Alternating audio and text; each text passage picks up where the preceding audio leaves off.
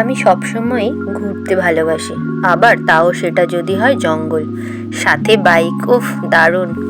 আমার এই অভিযানের লক্ষ্য ছিল প্রাকৃতিক সৌন্দর্যের সাথে একটি অনুভূতির অংশ নেওয়া।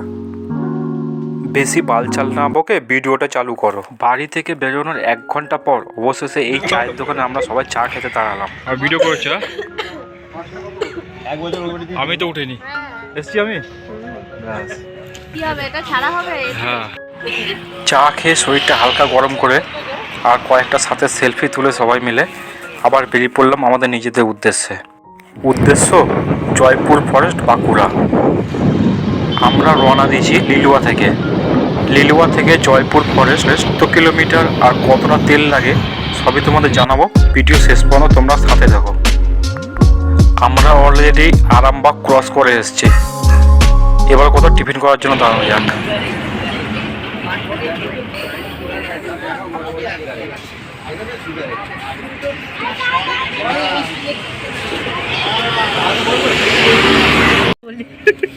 এটা কিন্তু হয় তাড়াতাড়ি ওঠার জন্য, এটা হয়।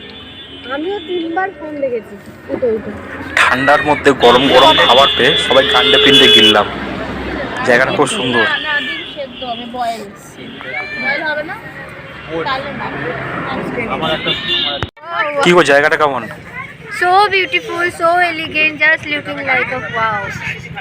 কি আরেকবার বলো। So beautiful, so elegant.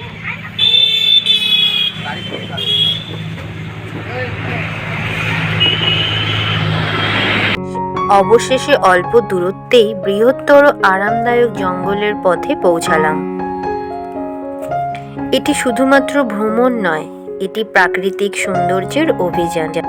প্রকৃতির সাথে এই মেজাজে আসার মাধ্যমে আমি নিজেকে আরও মানসিক শান্তি অনুভব করছি।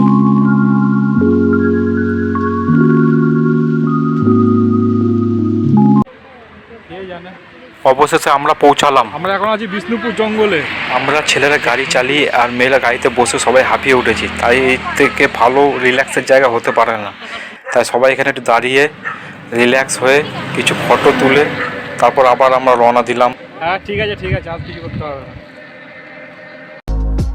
2 কিলোমিটার বিস্তৃত এই জঙ্গলের রাস্তাটা। এত সুন্দর রাস্তাটা দিয়ে যাওয়ার সময় খুব আনন্দ উপভোগ করছিলাম। রাস্তাটা দিয়ে যাওয়ার সময় দুদিকে হরিণ আর হাতি যাতায়াত করা সাইনবোর্ডগুলো লাগানো আছে। এমনিতেই তো খুব ঠান্ডা, তার মধ্যে আবার সূর্যের আলো এই জঙ্গলে না পৌঁছানোর কারণে আরও ঠান্ডা লাগছিল। জঙ্গলে সোজা রাস্তা 1.5 কিলোমিটার আসার পর বাঁ দিকে এই রাস্তাটি চলে যাচ্ছে। একটি গ্রাম রয়েছে এখানে, যেটির নাম বাসুদেবপুর। ওখানে আমাদের ট্রেন বা হোটেল যেটাই বলতে পারো ওখানে রয়েছে।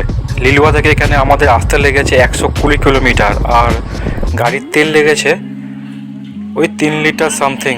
তবে গাড়ি বিশেষ সেটা কম বেশি হতেও পারে। আসার সাথে সাথে এখানে আমাদের ওয়েলকাম ড্রিঙ্ক দেওয়া হয়েছে সবাইকে। চিয়ার্স। চারিদিকে জঙ্গল আর মধ্যেখানে এই ট্রেনটা।